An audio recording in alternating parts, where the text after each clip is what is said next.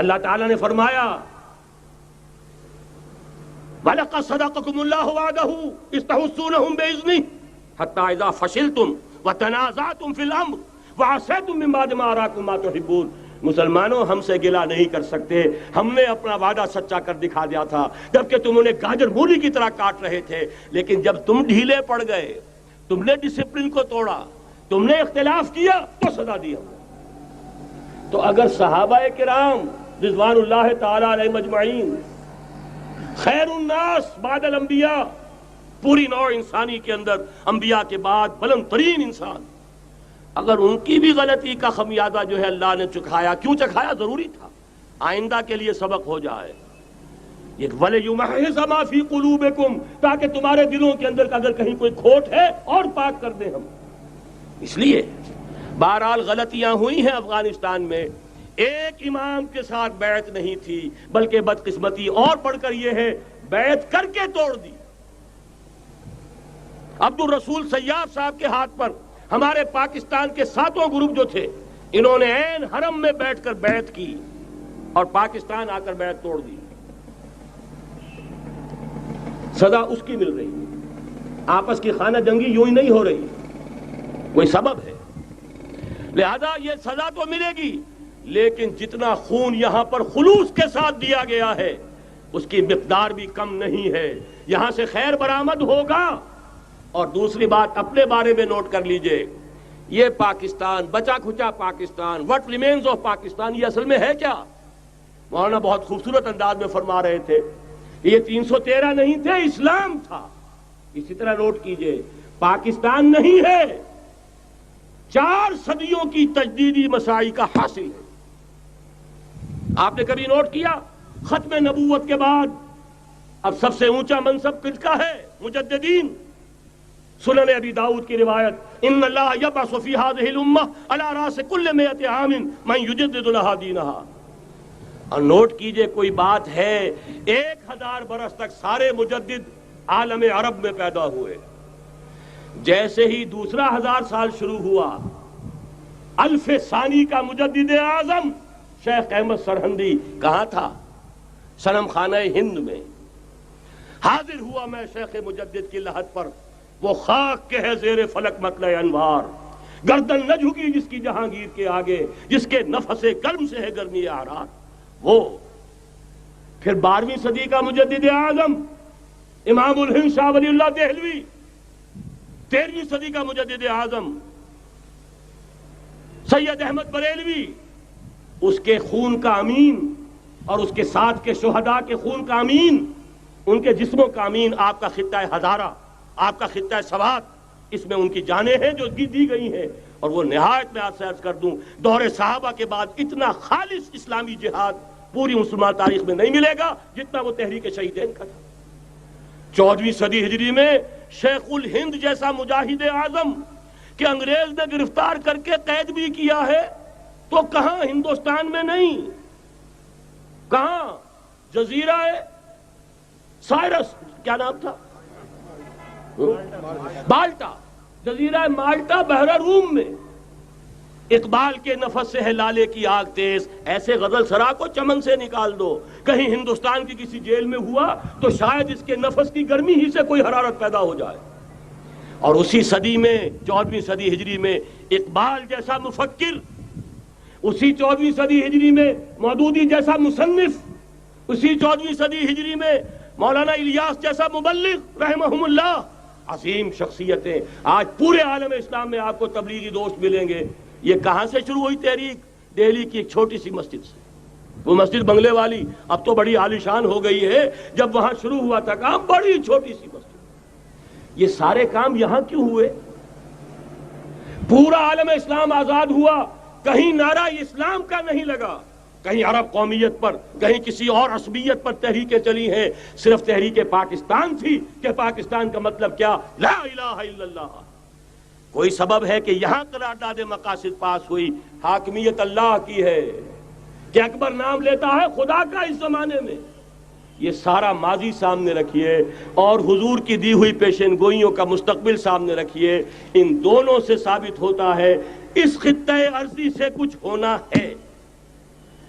اگرچہ بھٹکے ہوئے ہیں لیکن کبھی بھولی ہوئی منزل بھی یاد آتی ہے راہی کو، اور بھٹکے ہوئے آہو کو پھر سوئے حرم لے چل۔ اس کی ضرورت ہے مسلمان کو پھر اس کا مقصد یاد دلایا جائے۔ پاکستان اس لیے نہیں بنایا گیا تھا کہ ہمارے ہاں ٹاٹے اور برلے نہیں تھے تو ہمارے پاس اس کے بھی باپ وجود میں آ جائیں، اس لیے تو نہیں بنایا گیا تھا۔ پاکستان اس لیے نہیں بنایا گیا تھا کہ جاگیرداروں کی جاگیرداریاں محفوظ ہو جائیں، پاکستان اس لیے تو نہیں بنایا گیا تھا۔ اور یہ کہ نمازیں اور مسجدیں تعمیر ہو جائیں، مسجدیں تو امریکہ میں تعمیر ہو رہی ہیں عالی شان سے عالی شان، اس لیے پاکستان نہیں بنا تھا۔ آج بھی مسلمان، میں معذرت سے عرض کر رہا ہوں مولانا سے، آج بھی بھارتی مسلمان کی ایوریج نمازی ہونے کے اعتبار سے پاکستانی مسلمان سے کہیں بہتر ہے۔ آج بھی برقع نظر آ جائے گا تو ہندوستان میں نظر آ جائے گا۔ میں نے اپنی آنکھوں سے دیکھا چند سال پہلے جب مکہ مسجد حیدرآباد دکن میں 3 دن مسلسل میری تقریریں ہوئی ہیں، 10,000 مرد اور 5,000 خواتین، اور ان میں سے کوئی بغیر برقعے کے نہیں تھی۔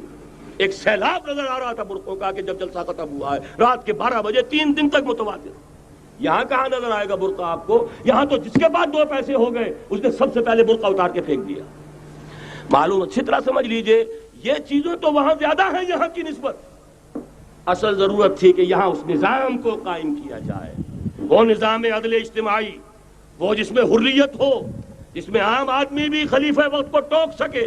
یہ کرتا کیسے بن گیا؟ ایک خاتون بھی کھڑی ہو کر دامن پکڑ لے، عمر تمہیں کیا حق ہے کہ ہمارے مہر کے اوپر پابندی لگا رہے ہو، جبکہ اللہ نے نہیں لگائی۔ اللہ قرآن میں قنطارہ کا لفظ استعمال کر رہا ہے۔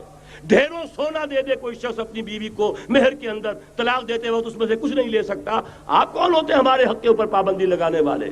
اور عمر نے کہا آج ایک بڑھیا نے اب عمر کو دین سکھایا، آرڈیننس واپس۔ حضرت سعد بن ابی وقاص رضی اللہ تعالی عنہ جو فاتح ایران تھے، وہ گورنر ایسے ہی نہیں بن گئے تھے ریوڑیاں بٹی ہو اور گورنر ہی مل گئی ہو، وہ تو خود فاتح تھے ایران کے، اس لیے گورنر تھے۔ صرف ایک پرچہ پہنچا ہے بارگاہ خلافت میں، حضرت عمر فاروق کے پاس انفارمیشن آئی سعد نے اپنے گھر کے باہر ڈیوڑی بنا لی ہے اور ایک دربان کھڑا کر دیا ہے۔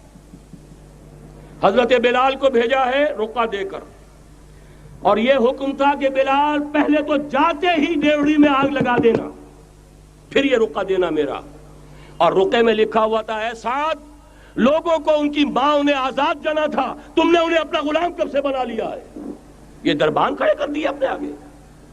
وہ حریت، وہ مساوات کہ جا رہا ہو خلیفہ وقت اور چارج لینے جا رہا ہے بیت المقدس کا، کوئی ذاتی علاج کے لیے نہیں جا رہا، سیر و سیاحت کے لیے نہیں جا رہا، چارج لینے کے لیے بالکل سرکاری وزٹ ہے، آفیشل وزٹ ہے، اسٹیٹ وزٹ ہے۔ اور حال کیا ہے؟ 700 میل کا فاصلہ طے کرنا اور ایک اونٹنی، کوئی انٹوریج نہیں، کوئی خدم و حشم نہیں، کوئی جمبو جٹ بھرے ہوئے نہیں، کچھ نہیں، ایک اونٹنی ایک خادم۔ اس ایک اونٹنی پر چونکہ راستے کا راشن بھی ہے لہذا 2 آدمی نہیں بیٹھ سکتے، ایک بیٹھ سکتا ہے۔ ایک منزل خلیفہ وقت بیٹھا ہوا ہے اوپر اور خادم نکیل پکڑ کر چل رہا ہے، اگلی منزل خادم اوپر بیٹھا ہے اور خلیفہ وقت عمر بن الخطاب رضی اللہ تعالی عنہ اور وہ آگے آگے نکیل پکڑ کر چل رہے ہیں۔ یہ نظام چاہیے آج نوع انسانی کو۔ اس کے انتظار میں، اس کی تلاش میں نوع انسانی نے کتنے تجربے کر لیے، کیسی چھلانگیں لگائیں، ملوکیت ختم کی، آسمان سے گرا کھجور میں اٹکا، جمہوریت آئی نام نہاد، لیکن وہ سرمایہ دارانہ نظام بن کر آگے سے بڑھ کر لعنت بن گئی۔ پہلے جاگیردار مسلط تھا، اب سرمایہ دار اور کارخانے دار مسلط ہو گیا۔ اس سے نکلنے کے لیے زور لگایا، کمیونزم کی طرف گئے، چھلانگ لگائی، اب ایک پارٹی ڈکٹیٹر بن کر بیٹھ گئی۔ انسان رست از یک بنتا افتاد در بندے دیگر، ایک چیز سے غلامی سے نجات پاتا ہے دوسری میں پھنس جاتا ہے۔ اور کیوں؟ کہ وہ نظام عدل اجتماعی جو محمد عربی کو دے کر بھیجا گیا تھا، اس کے کسٹوڈین سوئے ہوئے ہیں، اس کے کسٹوڈینز کو اندازہ ہی نہیں۔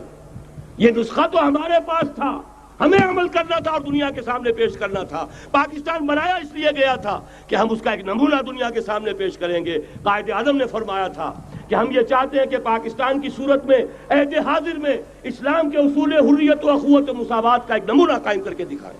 کہاں ہے وہ؟ بھٹک گئے، سو گئے۔ بہرحال اب بھی وقت ہے، جب تک سانس تب تک آس۔ میرے عزیز نے تو ڈرایا ہے اور صحیح ڈرایا ہے۔ اللہ تعالیٰ نے 25 برس انتظار کیا تھا، پہلے عذاب کا کوڑا پھر مارا ہماری پیٹھ پر۔ وَلَنُذِيقَنَّهُم مِّنَ الْعَذَابِ الْأَدْنَىٰ دُونَ الْعَذَابِ الْأَكْبَرِ، بڑے عذاب سے پہلے چھوٹا عذاب کا مزہ چکھائیں گے، لَعَلَّهُمْ يَرْجِعُونَ، شاید کہ لوٹ آئیں۔ وہ ہم سے 1000 میل کے فاصلے پر ہوا تھا، اگرچہ 93,000 ہمارا کڑیل جوان، جن میں غالباً 43,000 فوجی، اور یہ کہ تقریباً اتنی تعداد میں جو غیر فوجی تھے، وہ اس ہندو کے غلام بنے، قیدی بنے، جن پر 800 برس تک، کہیں 600 برس تک، کہیں 1000 برس تک حکومت کی تھی۔ اتنی بڑی شکست کا کلنک کا ٹیکا ہماری پیٹھ پر پڑا۔ پہلے عذاب کا کوڑا آ گیا تھا، 25 برس ہو گئے تھے قمری حساب سے، نوٹ کر لیجئے، یہ نہ سمجھیے 24.25 برس ہوئے تھے، 24.25 برس قمری حساب سے 25 برس تھے۔ اور اب نوٹ کر لیجئے اگلے 25 برس کے پورے ہونے میں اگلے رمضان کی 27 تاریخ تک صرف مہلت ہے، نصف صدی پوری ہوا چاہتی ہے۔ کوئی عجب نہیں اس عذاب الادنا کے بعد ہم جاگے نہیں، ہوش میں نہیں آئے، کوئی عجب نہیں کہ بڑے عذاب کا کوڑا ہماری پیٹھوں پر برس جائے۔ لیکن مجھے یہ یقین ہے، نوٹ کر لیجئے، اگر یہ دوسرا امکان ہو گیا، خدا نہ خواستہ اللہ کے عذاب کا کوڑا ہماری پیٹھ پر برسا، مجھے یقین ہے اللہ ہندوؤں کو مسلمان بننے کی توفیق دے گا، لیکن اسلام کا بول بالا اسی خطے سے ہوگا۔ تاریخ میں یہ ہو چکا ہے آیا فتنہ تاتار کے افسانے سے، پاسباں مل گئے کعبے کو صنم خانے سے۔ تاتاریوں کے ہاتھوں کروڑوں مسلمان قتل ہوئے، لیکن اسلام نے تاتاریوں کو فتح کر لیا، اور پھر اسلام کا مسلمانوں کا دوسرا دور عروج انہی تاتاریوں کی مختلف شاخوں کے تحت ہوا۔ وہ تاتاری ہی تو تھے، وہ سارے ہورس، ٹرکش ہورس، ترکان تیموری، ترکان صفوی، ترکان سلجوقی، ترکان عثمانی، وہی تو سٹاک تو وہی ہے آیا فتنہ تاتار کے افسانے سے، پاسباں مل گئے کعبے کو صنم خانے سے، اس لیے کہ حضور نے فرمایا مشرق سے ہوگا، یہاں سے فوجیں چلیں گی، تو کوئی عجب نہیں۔ بہرحال یہ 2 امکانات ہیں، لیکن اس کا فیصلہ تیرے ہاتھوں میں ہے، دل یا بدن، سیدھی بات۔ اگر تو اب بھی ہم ٹھیک ہو جائیں، جاگ جائیں، ہوش میں آ جائیں، قوم یونس کی طرح توبہ کر لیں، تو بغیر عذاب کے کوڑے کے رحمت خداوندی ہم پر سایہ کرے گی۔